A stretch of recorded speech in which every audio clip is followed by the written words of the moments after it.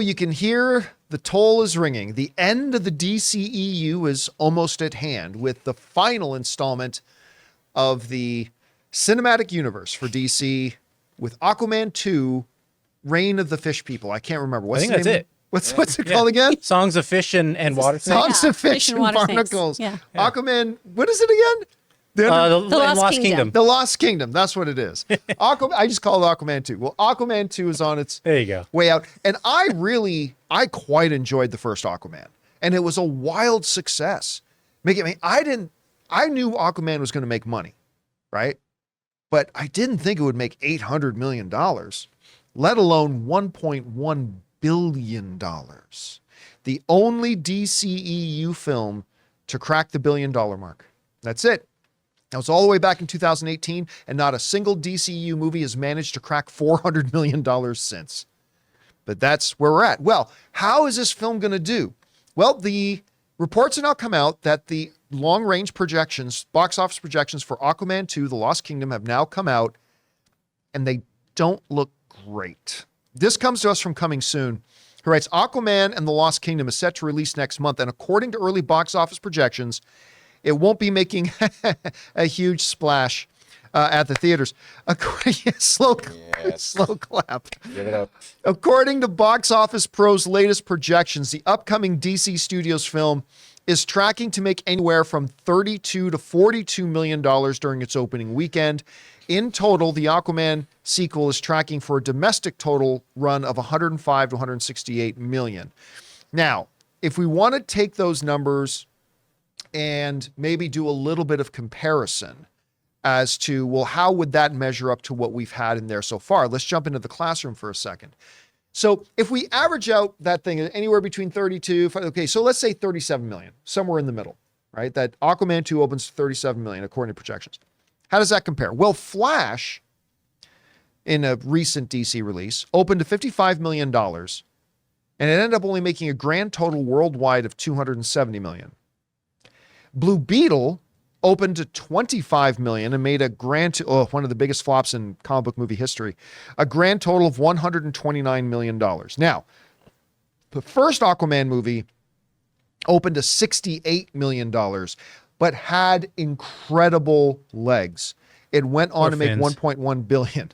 Now, normally a film that goes on to make $1 billion does not open with $68 million. And that was a decent opening. It was a good opening, but I mean, that's not the opening for a $1 billion film. It just had incredible legs, kept going and going and going. People went to go back to see it, and because it deserved it. It was a really good, fun little movie. I don't think the best of the DCU movies, but it was fun. It was visually stunning. It just had a lot going for it, and people had a good time watching it. Well, now they're saying it's going to have less than half of what that opening weekend box office was. So is this a situation where it could pull a Elemental that opened low, but because it was so good and people kept going back and bringing other people and word of mouth spread about it, that it went on to basically make $500 million, even though it opened really low? Could that happen with Aquaman and the Lost Kingdom? I can't answer that because I haven't seen the movie yet. We've heard some concerning things about its possible quality, but I haven't spoken to anybody who's seen footage of it. I haven't seen the film myself, so I can't say. But if Aquaman 2 can deliver the same kind of experience that the first Aquaman did, then even if it opens really low at 37 million, which again is more of a reflection on the fact that something we've been saying for the last couple of years, the audience has abandoned the DCEU and they're ready to move on. But if the movie's really great, it ain't going to get to $1 billion, but maybe you can get to the halfway mark. Maybe you can get to 500 million. Maybe it can be the first DCEU film in 5 years to crack that $400 million mark. As of right now, it's not projected to do it. But again, that'll come down to all about how good is the movie? And that is just not an answer we have right now. Guys, we want to take a moment and thank a sponsor of today's video, Mint Mobile. Give yourself the gift of insane savings this holiday season with Mint Mobile's best wireless deal of the year. Right now, when you switch to Mint Mobile and buy any 3-month plan, you'll get another 3 months for free. That's 6 months of premium wireless service for the price of 3. And Mint Mobile lets you order and activate from home while saving tons on phone plans starting at just $15 a month. Seriously, I can't think of a better gift than turning an overpriced wireless bill into just $15 a month with Mint Mobile. I've told you guys many times, since switching to Mint Mobile, I am spending less than a third on my mobile service plan with Mint than I was on the previous big carrier who was my provider. By going online only and eliminating the traditional cost of retail, Mint Mobile passes the significant savings on to you. All plans come with unlimited talk and text plus high-speed data delivered on the nation's largest 5G network. Use your own phone with any Mint Mobile plan and switch easily and effortlessly with eSIM. So again, for a limited time, buy any 3-month Mint Mobile plan and get 3 more months free by going to mintmobile.com/Campea. Cut your wireless bill to $15 a month at mintmobile.com/Campea. Anyway, Chris, you're seeing these early box office projections now. 37 million is better than Blue Beetle. That's fair. But significantly less than what the first one opened to. What do you think about it? Should they be worried? The first one only made 68 opening weekend, but still went on to make $1 billion. What do you think is lying ahead for Aquaman right now? I mean, tracking behind Black Adam projections is a really big bummer. This one. I think this goes back to audiences saying, oh, do I need to see this? Can I go wait to see it till it's on streaming? I can go watch this on Max later. Because, again, we know that the DCEU is ending. And that's something that I do think that common moviegoers now, your general moviegoing audience, knows that Jason Momoa, this is like the last time he's Aquaman. So I don't know, maybe I'll see it, maybe I won't.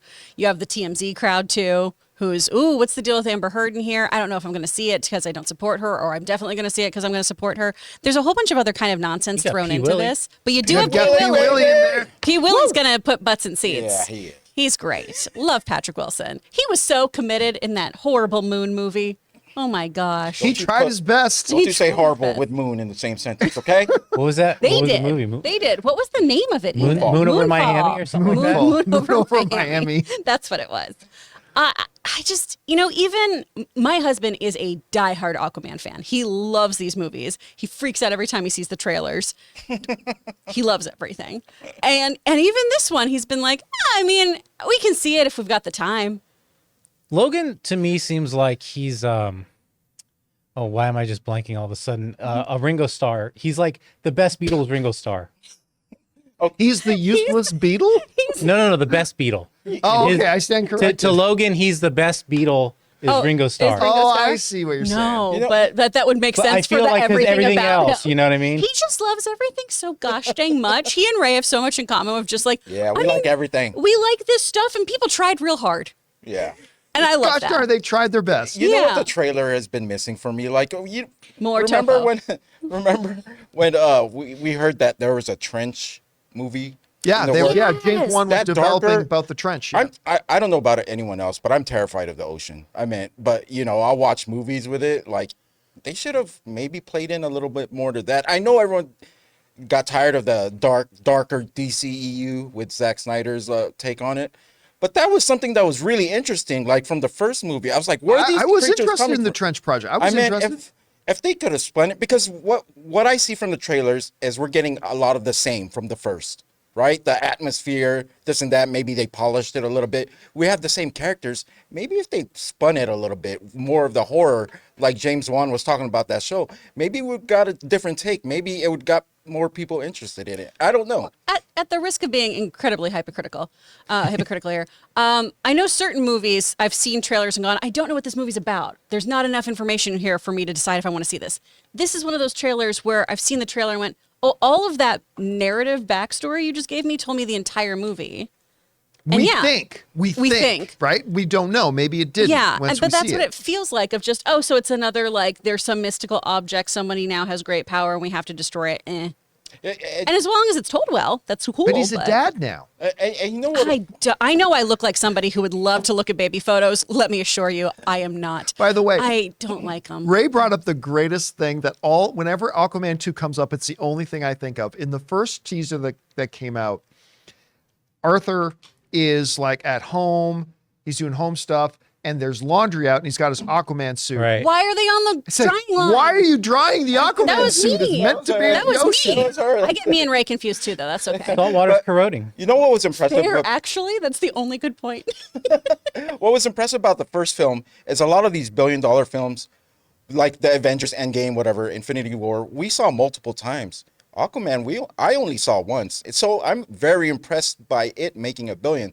There's like a couple movies that we see multiple times, and then they it gets make to $1 billion. yeah. Barbie, Aquaman, they only needed one viewing for me to hit $1 billion at least. Well, a lot of billion-dollar films never got a single viewing from you, so Yeah. so true. they're able to hang out there. All right. You're right.